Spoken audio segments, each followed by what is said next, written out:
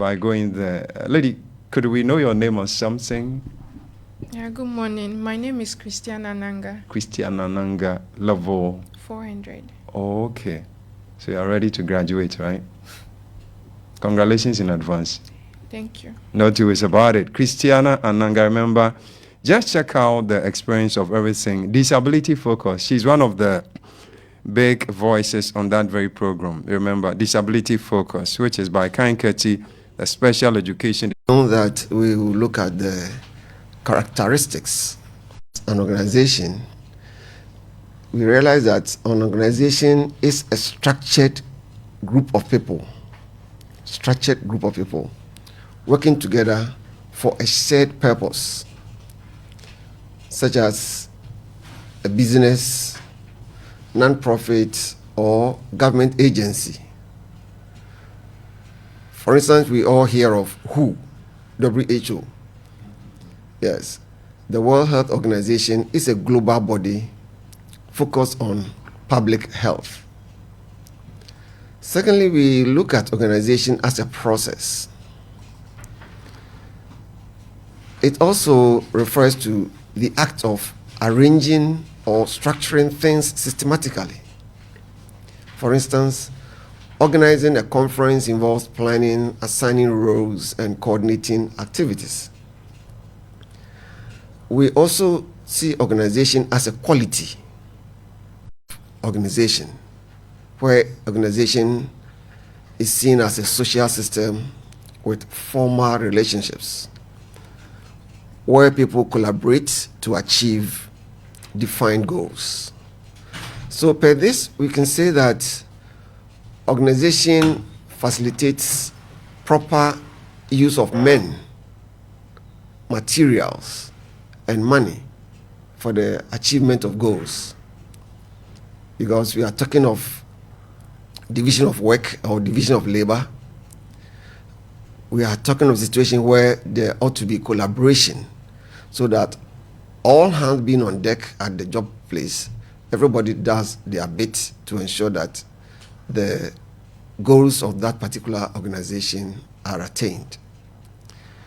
When certain goals have to be achieved, and when individuals have to come together and share the work and act with understanding over some time, an organization is formed. And basically, a family is a unit of organization where men and women and children live and work together for achieving certain goals. Organization is also important for implementing administrative actions, and we see it to be an integral and important part of human life. We normally say that human beings are social beings. We are not social for the sake of it. It's all because we have to work together in one way or the other so to benefit the other human being. We can be in a particular organization, another set of people could be in another organization, but at the end of the day, we all work together to help each other. Because you can remember one person is producing, let's say, a pen, another person is producing a book or a sheet of paper, and these two items come together to help us, mostly in our classrooms or wherever we need to take notes. So without a well-run organization, our standard of living, our level of culture, and our democratic life couldn't be maintained, all because we are born in an organization. We are educated by organizations, and most of us spend much of our time working for organizations, according to Ezioni. So we realize that organization is very important in all dimensions, most especially in our administrative actions. And each and every administration require the cooperative effort of a number of people, and it will be possible if people are properly organized. So wherever we are, if we are able to see ourselves well organized, we are able to do greater things which hitherto one person could not in any way do it. So organization is required for the effective functioning of the administration.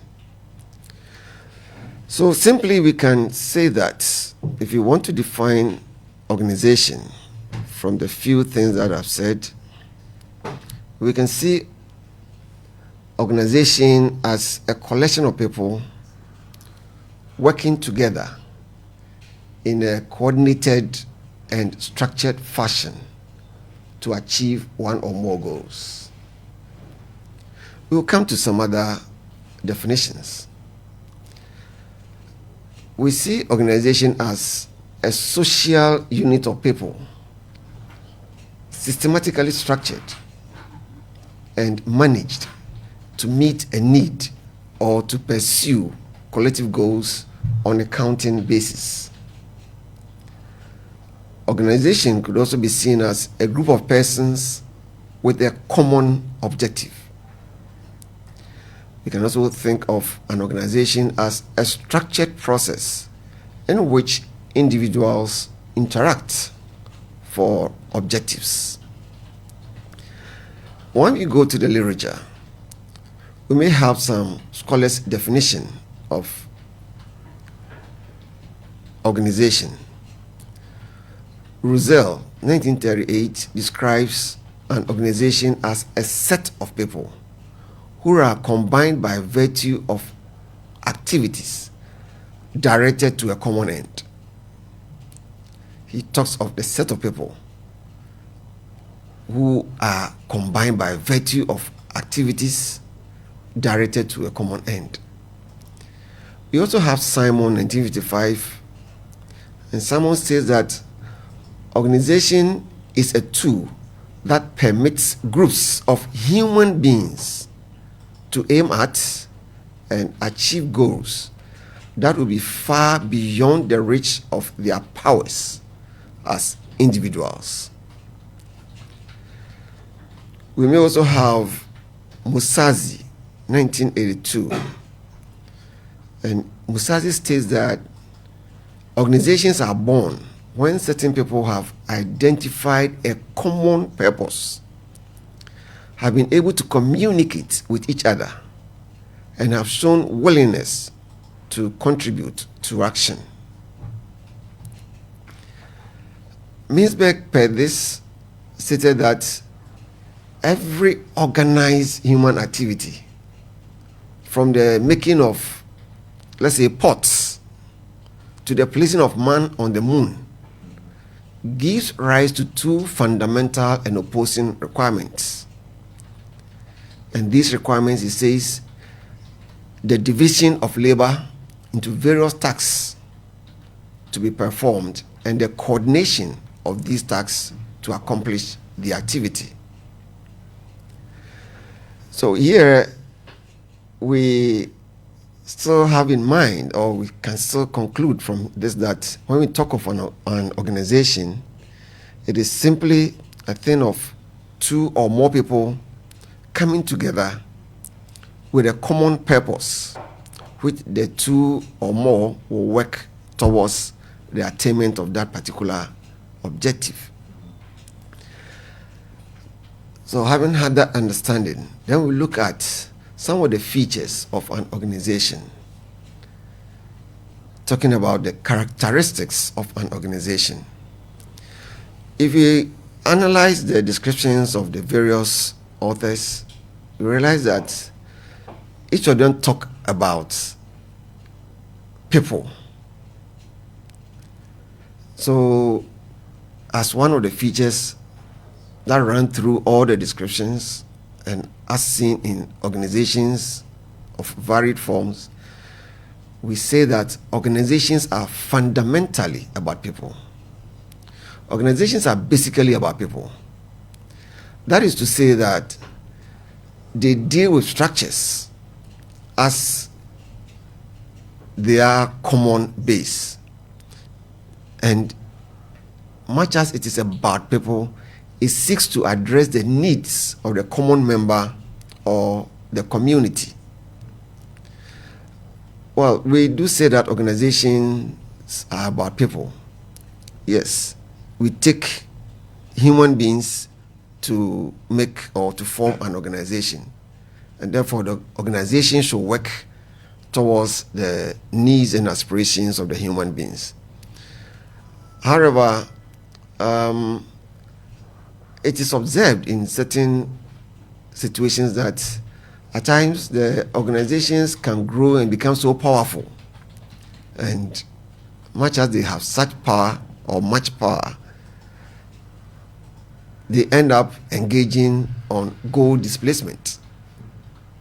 Instead of helping the people, they tend to look at some other thing. They abandon their original objectives to seek more power and place greater emphasis on maybe seeking for money. But basically the organization is fundamentally about people. Second, we talk about the fact that if we look at any organization, even the basic one or the primary one, which is the family, it is structured. You go to the family and there is a father followed by a mother, the first child, and things are like that. So organization by nature is structural. FM.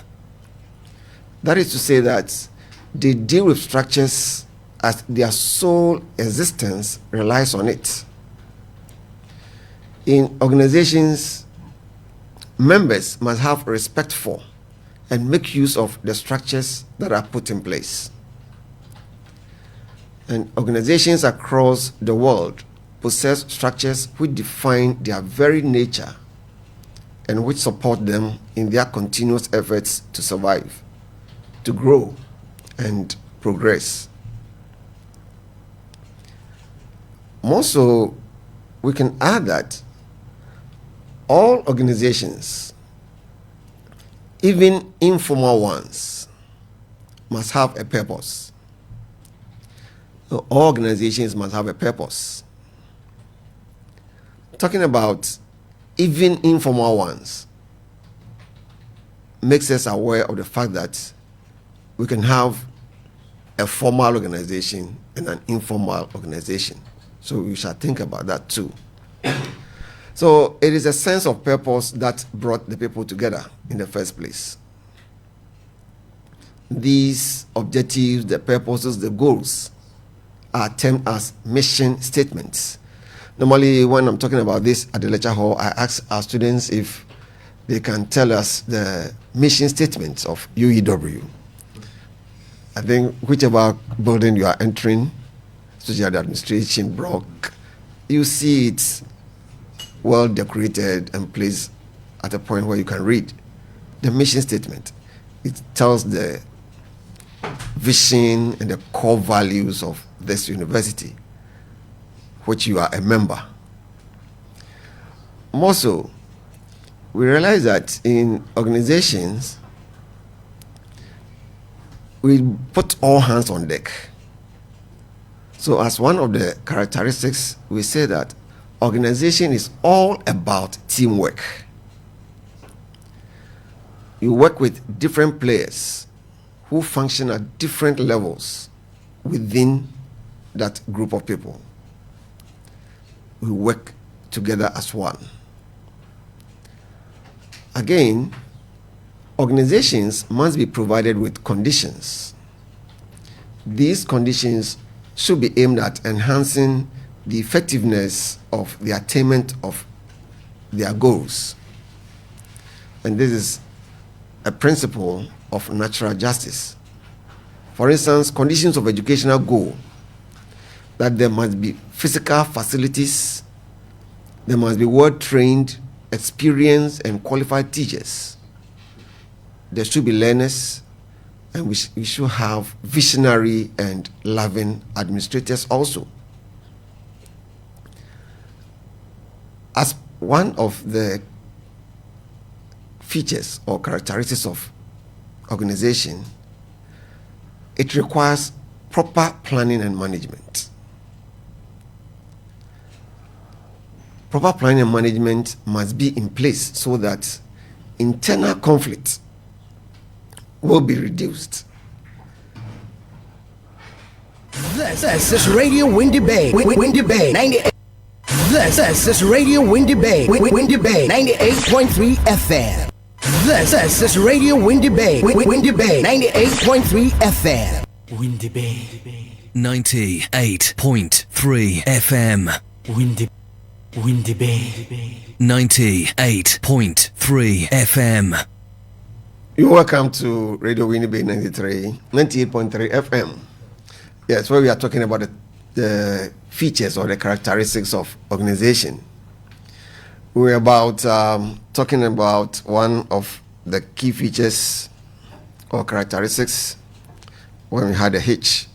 So we talk about proper planning and management. We are saying that proper planning and management must be in place so that internal conflict will be reduced. Personal interests must not be focused, or it mustn't be focused on and should not be confused with the larger communal organizational goals. And there must be a system of leadership. This is also one of the characteristics. There must be a system of leadership. There must be a system of leadership, management, and administration to function properly and to allow the organization to provide the services for which it was set up. So we have looked at the characteristics of organization. We mentioned that organization is fundamentally about people. More so, organization by nature is structural. Again, all organizations, even informal ones, must have a purpose. Organization is all about teamwork. And organization must be provided with conditions. Proper planning and management must be put in place in an organization, and there must be a system of leadership. Right, so having looked at these characteristics, then we can talk about the types of organization. We have formal and informal organization. And this morning we had the opportunity to dwell so much on the formal organization because that is taking us to where we want to be this morning. When head teachers or leaders are carrying on the organizing process, then as a result of organizing the organizing process, an organization structure is created to achieve systematic working and efficient utilization of resources. Because it is a head or a manager of a particular institution, this kind of process is referred to as a formal organizational process, and this leads us to a formal organizational structure because the head is putting things in place, material resources, human resources, who is supposed to do this and at what time, who is directed to perform particular activity, all geared towards the attainment of the set goals of that organization or institution. Then we say that by going through the systematic working and the effective and efficient use of resources, we see that to be a formal organizational structure. Formal organizational structure, in this sense, spells out the job to be performed by each individual, the authority, responsibility assigned to every individual, the superior-subordinate relationship, and the designation of every individual in that organization. And this structure is created intentionally by the head or by the managers for the achievement of organizational goals. And the formal organizational structure is created intentionally by the process of organizing. The purpose of formal organizational structure is the achievement of organizational goals. In a formal organizational structure, each individual is assigned a specific job. In a formal organization, every individual is assigned a fixed authority or decision-making power. Formal organizational structure results in the creation of superior subordinate relationships. And formal organizational structure creates a scalar chain of communication in the organization. With this brief, I'd like us to look at the characteristics of a formal organization. We might have just heard that it is planned intentionally. So as one of the features of a formal organization, we state that it is deliberately planned and created. And it is concerned with the coordination of activities. More so, it is hierarchically structured with stated objectives. And it's based on certain principles, such as the specification of tasks or division of labor, as we commonly refer that to. Again, organization structure is laid down by the top management to achieve organizational goals. Organization structure is based on a division of labor and specialization to achieve efficiency in operations. Again, the organization doesn't take into consideration the sentiments of organizational members.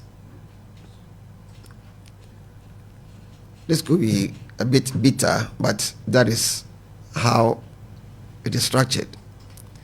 The organization doesn't take into consideration the sentiments of organizational members, but we just mentioned that organization is all about people, basically. So why do we say that the organization doesn't take into consideration the sentiments of organizational members?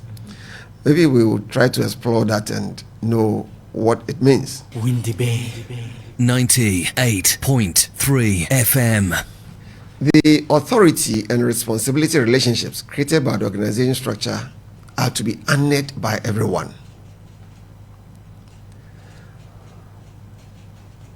A formal organization is developed through delegation of authority.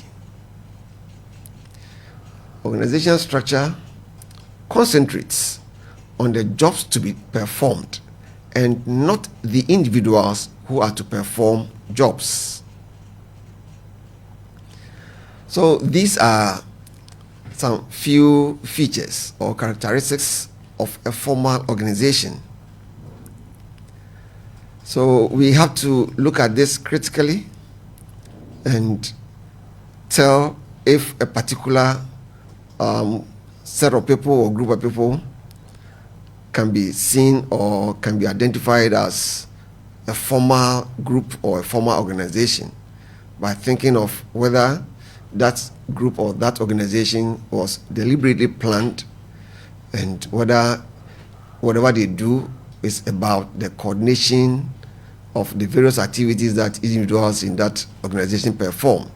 And looking at their leadership levels, is everything structured hierarchically and have stated goals, and that they are based on certain principles such as specification of tasks. So we have identified the characteristics or the features of a formal organization. And if these are the characteristics of a formal organization, what could be some of the advantages of a formal organization? Let's turn our attention to that.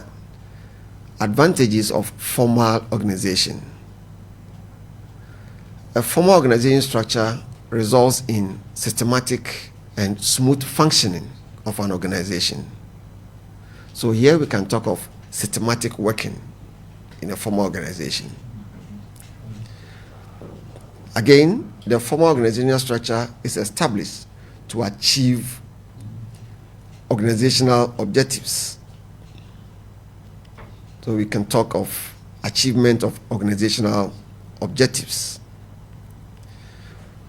In a formal organization, there is no overlap of work. In formal organization structure, work is systematically divided among various departments and workers or employees. So there's no chance of duplication or overlapping of work. In a formal structure or in a formal organization, structure results in coordinating the activities of various departments. The formal organizational structure results in coordinating the activities of various departments. So there's a need for coordination at any formal organization. Again, we talk of the creation of a chain of command as an advantage. The formal organizational structure clearly defines the superior subordinate relationship. That is, who reports to whom. As we are at the studio, we have the studio manager, we have other attendants, and everyone knows who to report to at any particular time. You follow protocol. Yes. More so, one of the advantages of formal organizations is about the fact that there is more emphasis on work. The formal organizational structure lays more emphasis 98.3 on work FM than interpersonal relationships. So, yes, we have looked at the advantages. We are talking about the fact that there is systematic working in a formal organization. There is achievement of organizational objectives, no overlapping of work, there is coordination, and there is the creation of a chain of command. In a formal organization, there is more emphasis on work. Right, so we've gotten the basis of a formal organization. We have looked at what an organization is and what a formal organization is. Now we turn our attention to the characteristics of the school as a formal organization. We have all experienced the school in our lives. Even if we are not heads or workers in the school, definitely we know what the school is. So we are going to look at the features that makes a school a formal organization. This is Radio Windy Bay. Windy Bay 98.3 FM. This is Radio Windy Bay. Windy Bay 98.3 FM. Windy Bay 98.3 FM. Thank you very much and welcome back. Yes, having looked at the meaning of organization and the characteristics of a formal organization, we are turning our attention to what makes the school a formal organization. A school is a formal organization established by society to achieve specific educational goals through structured teaching and learning processes. And as a formal organization, the school operates based on laid down rules a hierarchy and defined roles, basically aimed at transmitting knowledge, skills, values, and culture to learners. And according to Hoy and Meskel, 2013, a school is a social system with well-defined roles and norms structured to achieve educational objectives. It is a deliberate and purposeful institution created by law or policy to fulfill societal needs, particularly in preparing individuals for productive citizenship and personal development. That is how people see the school. Yet, we want to delve deep to know some of the key things that makes the school a formal organization. We stated early on that every organization must have some principles that it runs on. And schools are established with clearly defined objectives, such as imparting knowledge, fostering social integration, and developing critical thinking skills. So this is seen in every school wherever it has been established, irrespective of the level of that particular school or institution. So we realize that the school is formal because it is goal-oriented. The school is a formal organization, or because it is goal-oriented. It has its objectives and it focuses on the task or the work that it has been given, so to attain the set goals and objectives. Additionally, when you look at the school, you realize that its structure is hierarchical. It is hierarchically structured. Schools, as we know them, they have a chain of command. For instance, you go to any basic school around here, secondary school, and there is a head teacher, we have teachers, and then we have the support staff. And if you look at the structure, maybe in a secondary school, you may have headmaster, assistant headmaster 1 or 2 could be there, and there could be department heads. We may have teachers, and we have students.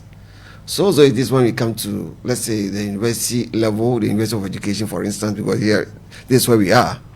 We may have the vice chancellor, we have the pro-vice chancellor, under him we have when we are looking at the academic aspects, yes, it's going to be the vice chancellor, the pro-vice chancellor, the deans of faculties. And under the deans of faculties, we have heads of departments. And under heads of departments, we have course coordinators. And it goes on and on and on to the level where we have our students. So yes, the school is hierarchical in structure. And if you look at our university or any other school, you realize that each member of the school, talking about administrators, talking about the lecturers or the teachers, talking about the students, think also of the auxiliary staff. Each member has a specific duty to perform. And this reduces ambiguity and also ensures accountability. So in the school system, we have defined roles and responsibilities, which is a feature of a formal organization. Again, there are rules and regulations in the school. operations are guided by formal policies and procedures. No head or a leader of the school just gets up and will do anything upon the whims and caprices of himself and then get away with it. No.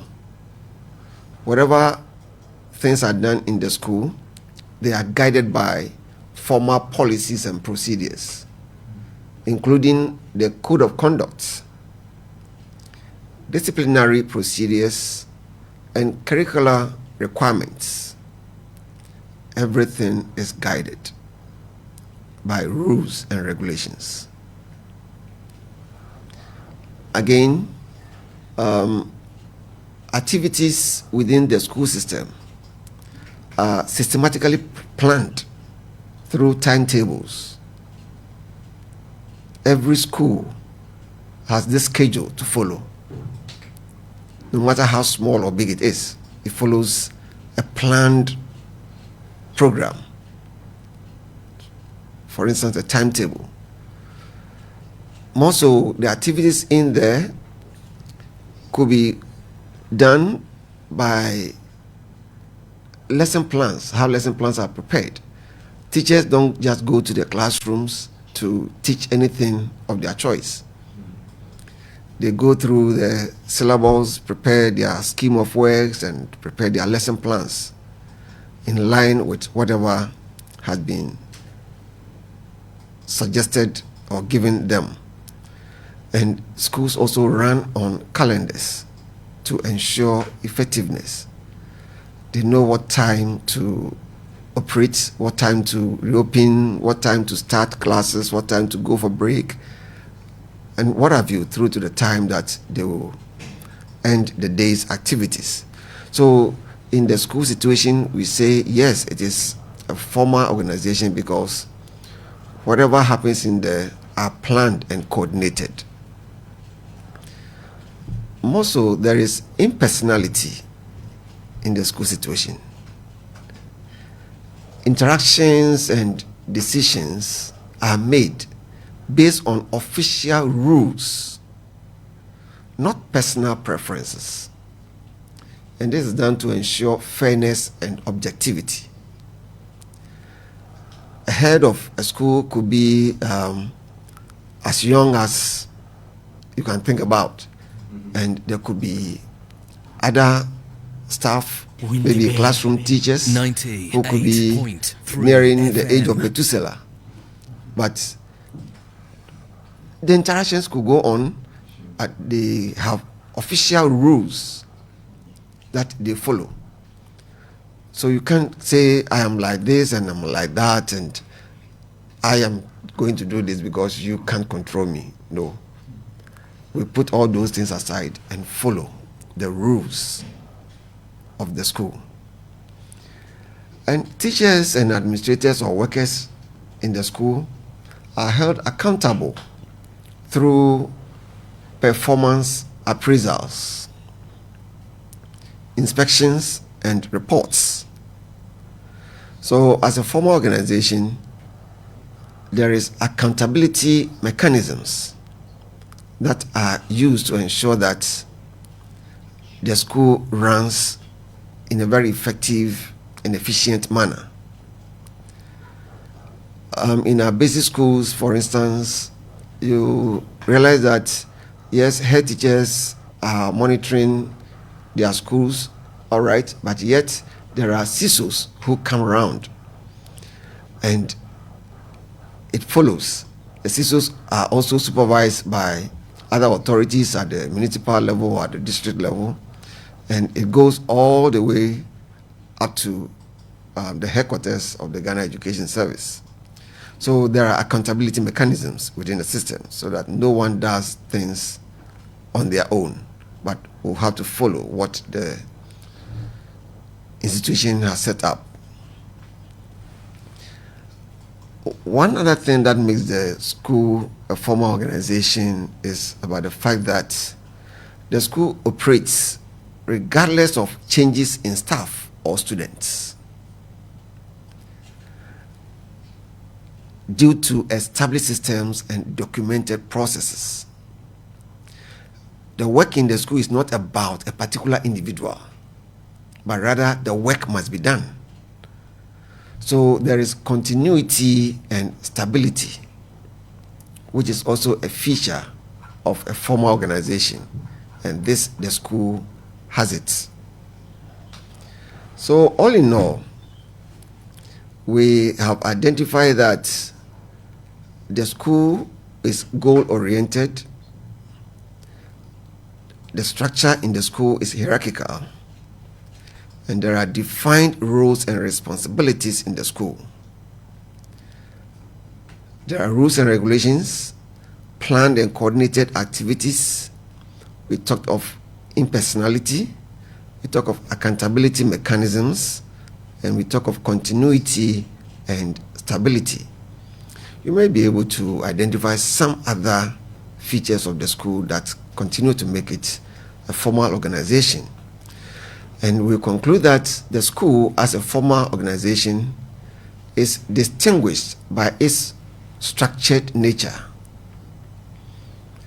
by its formal goals and established rules. The school's operations are designed to ensure consistency, fairness, and the achievement of educational outcomes. And understanding these features is essential for effective school leadership and management.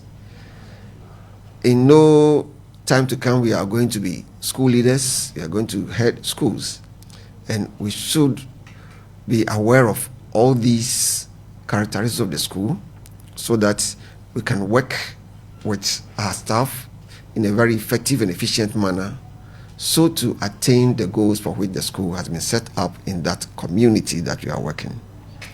Thank you very much, and that brings us to the end of this presentation on the school as a formal organization.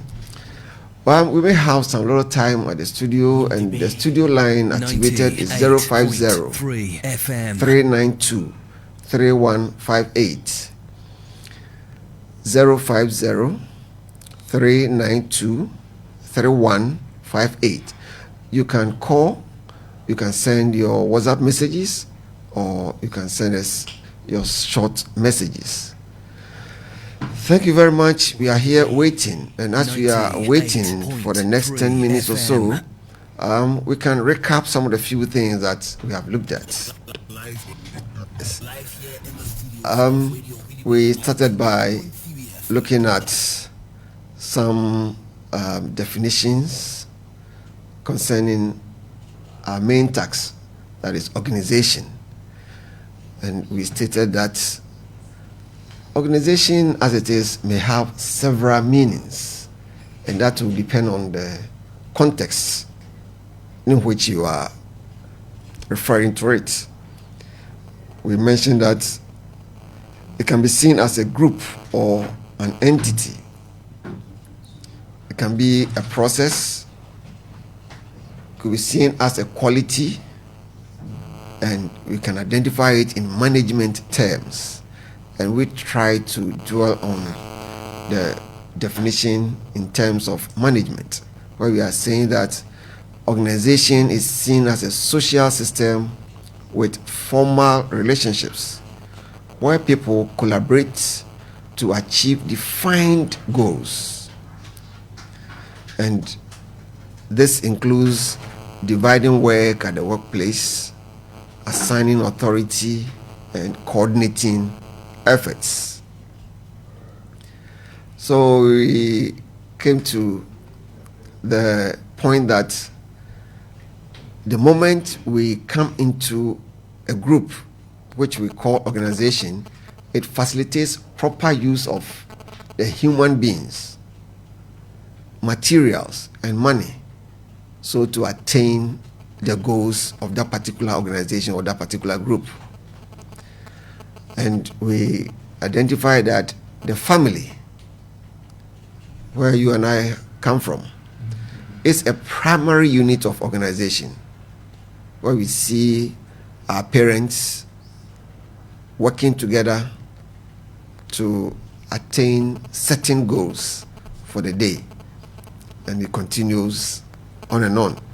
The family continues to grow and continues to exist. We talked about the definitions that we can also give when we are talking about organizations, where we stated that organization simply is a social unit of people that are systematically structured and managed to meet a need or to pursue collective goals on a continuing basis. We touched the literature where we mentioned Russell. Well, we have a caller in. Hello. Hello. Right. If you have missed you, the line to call is 050 392 3158. 050 392 3158. You can call or send your WhatsApp messages or short messages to us. We are at the studio waiting. Right. We went to the literature and identified that Russell also tries to give a description or definition of organization, where he stated that an organization is a set of people who are combined by virtue of activities directed to a common end. You have a caller to the studio. Hello. Hello. Hello, you're listening. Hello. Right. The number to call is 050 392 3158. Please keep calling. We'll be able to get in touch. Right. We touched on the literature and said that Russell describes an organization as a set of people who are combined by virtue of activities directed to a common end. Whilst Musazi also states that organizations are born when certain people have identified a common purpose, have been able to communicate with each other, and have shown willingness to contribute action. Simon also teaches that organization is a tool that permits groups of human beings to aim at and achieve goals that could be far beyond the reach of their powers as individuals. So we can see the power of coming together in a group, in an association, or in an organization. And there is division of work, there is the use of proper use of resources, both material and human. We try to look at the characteristics of an organization. That we said organizations are basically about people, and that organization by nature is structural. All organizations must have a purpose. Organization is all about teamwork. Organization must be provided with conditions. There ought to be proper planning and management in organizations. There must be a system of leadership in organizations. From that point, we touch on the formal type of organization and the informal type of organization. Well, we have Mr. Lucas Kalio. Kalio says, "Good morning, sir." Kalio is from the Agri-Science Department, and he says he has 3 questions. What is the first practical step one can take when they feel completely disorganized? I like your question. The first question is, what is the first practical step one can take when they feel completely disorganized? well, we couldn't tell disorganized about what, but most probably about leadership or maybe their job as a teacher or a leader somewhere. Right. Secondly, he says, is multitasking a bad idea when trying to stay organized? Do you think some people are naturally more organized, or it is a skill everyone can learn? Thank you very much, Lucas. I think organizing is a thing that must be learned. Yes, even if you are born a natural organizer, let me put it that way, you still have to learn to know the tenets of the whole task so that you can do it and do it efficiently and effectively also. Right. Multitasking, yes, we all perform that kind of thing. You see, yes, if you plan and you plan so well, you can't do a whole lot within a particular period of time. Yes, and that boils down to the fact that you have been able to organize yourself so well and perform that many tasks within a specific period. But we are saying here that you must know, or you must set your objective and you work towards it. So multitasking is good, but you focus on the objective that you have set for yourself, so to achieve them within time. And your first question, I think, is so routine. What is the practical step one can take when they feel completely disorganized? If it's about the workplace, and as a leader, what I would suggest is that you don't do it all alone. Remember, we said that it is about division of work at the workplace. And since you cannot do it all alone, you have people that you are administering the school with. So you come together and plan accordingly. Remember, we looked at the functions of the chief executive. So if you have put all your functions into play, you realize that there wouldn't be anything like disorganizing in this situation. Your people that you are working with, your lieutenants, will easily come in, or when you consult them, they can come in and then save the situation for you. Anyway, thank you very much, Lucas. I think we shall meet tomorrow, hopefully, at the lecture hall.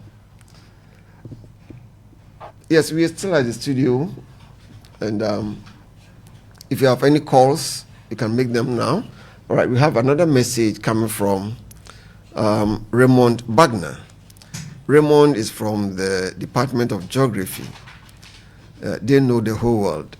Your presentations were very clear, but haven't dealt with all the characteristics of organization. I would like you to please throw more lights on informal organization.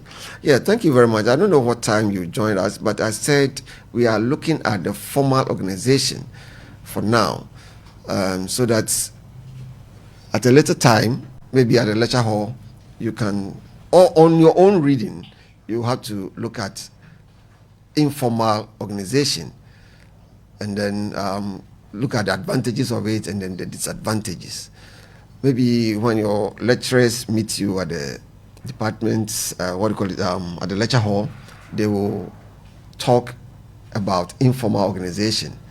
Much that you have concerning formal organization, coming to talk of informal organization will not be anything too difficult. The informal organization is actually derived from the formal organization.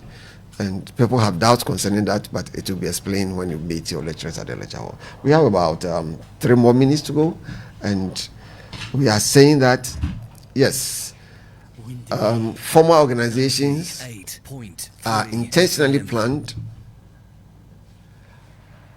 Right, there is another message, a Facebook message coming in from Derek Nkum from the Art Education Department. As mentioned, the school as an organization, there are some people who feel that they are grown than their leaders. Hence, the leaders shouldn't instruct or force them to work to ensure efficiency. How does it affect the progress of the organization? And what needs to be done to avoid that?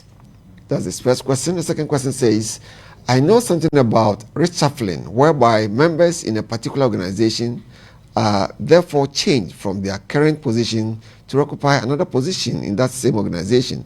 And this always creates hatred and misunderstanding among individuals. Why? Thank you very much. That is Derek Inkum. Right.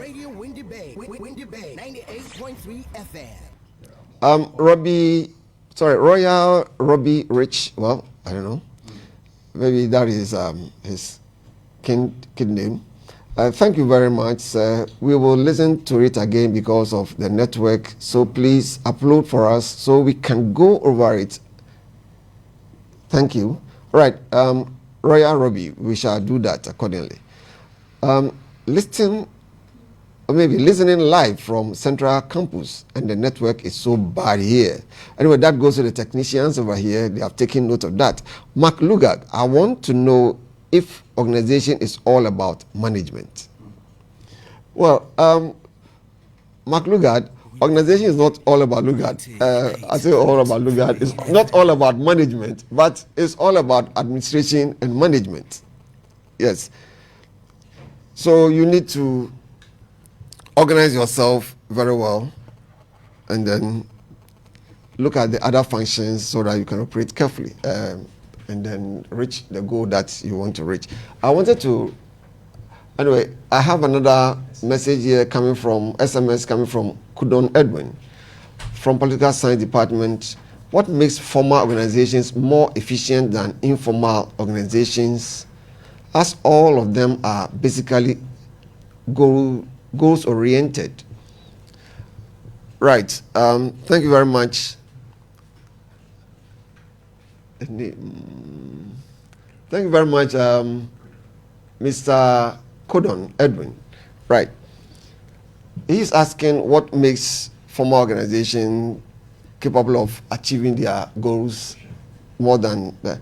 You see, we are saying that the formal organization is intentionally planned and created.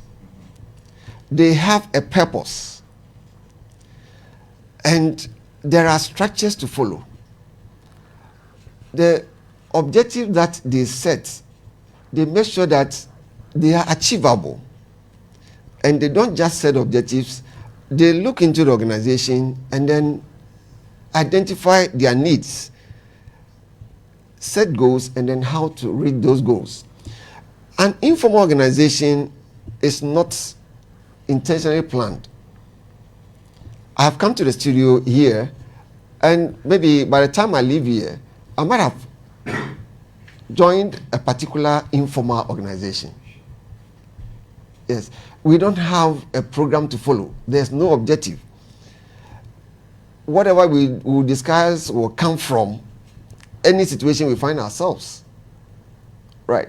But we, in the informal organization, we feel satisfied because nobody plans on anything, but we think of what will be of interest to us.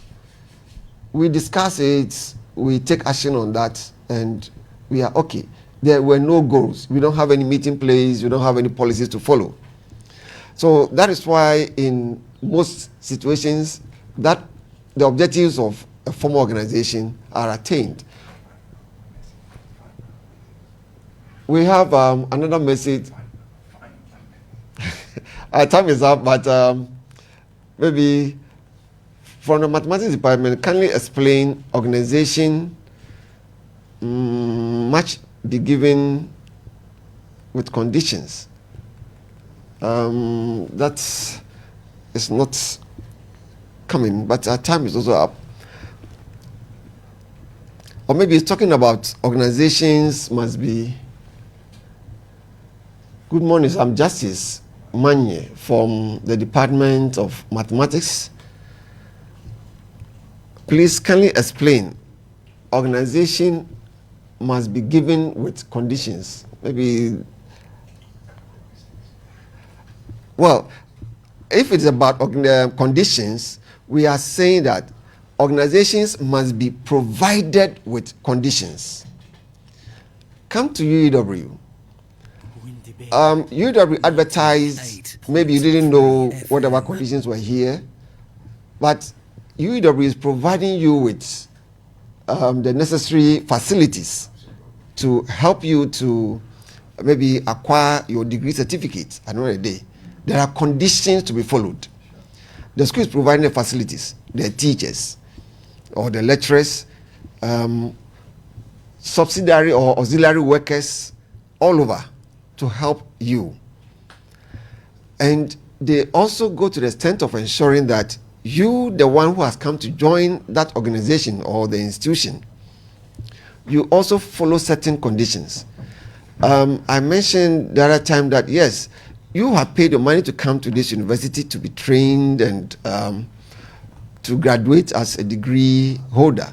But the university tells you that if you have sent yourself for 3 consecutive times in a particular the course area, that one you don't qualify to write an examination on that particular course area.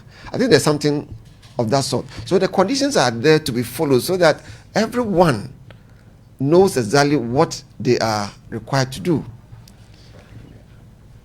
Good morning, sir. My question is about the characteristics of an organization. I'm not clear with... Okay, you are not clear with that. I think that's what we are trying to explain. Yes, so conditions of educational goal must be given. The university is providing us with every necessary facility. The lecturers are there, other workers that are to help with the running of the administration are also available. And you are also having some conditions to fulfill so that when everybody is towing their line accordingly, at the end of the day, we shall all be able to reach the goal that the university has set for itself and probably what you have also set for yourself. Thank you very much. We had some messages coming from the art department. 98.3 FM. We saw here Windy Bay 98.3 FM 050-392-3158. We will tackle that of the art department and say goodbye for it now. 98.3 FM. This is Radio Windy Bay. Windy Bay 98.3 FM.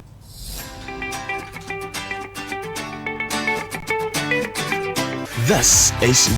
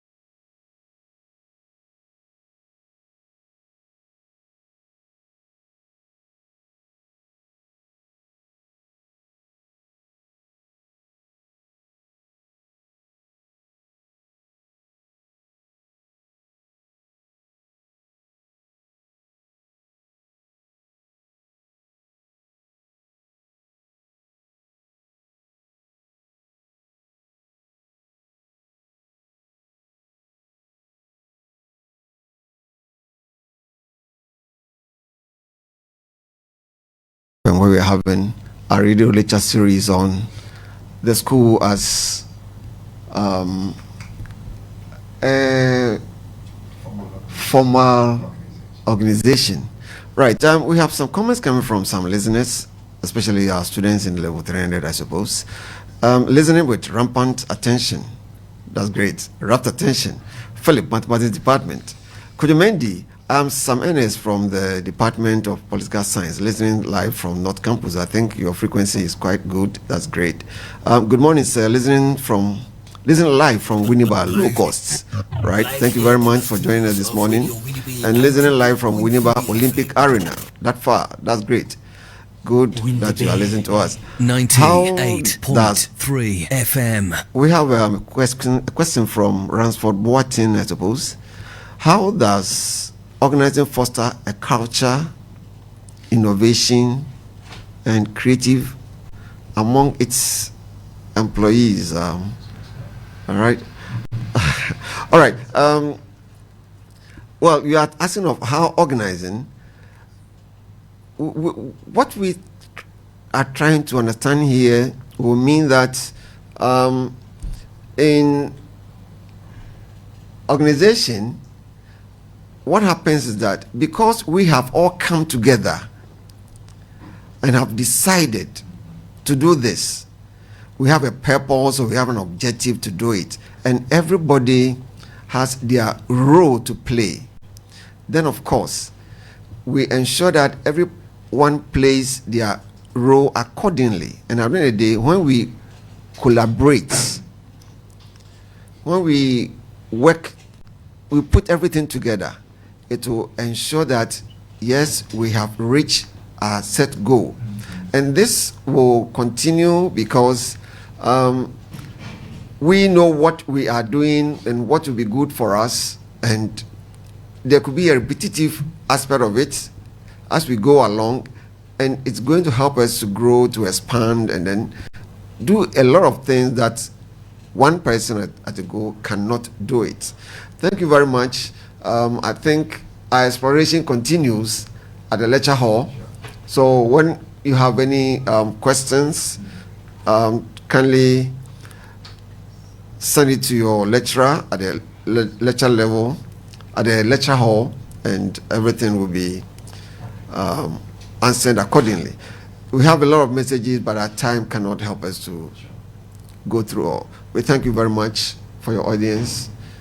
I hope you continue to read on EDC 242 topics. Thank you very much. Thank you. Thank you very much.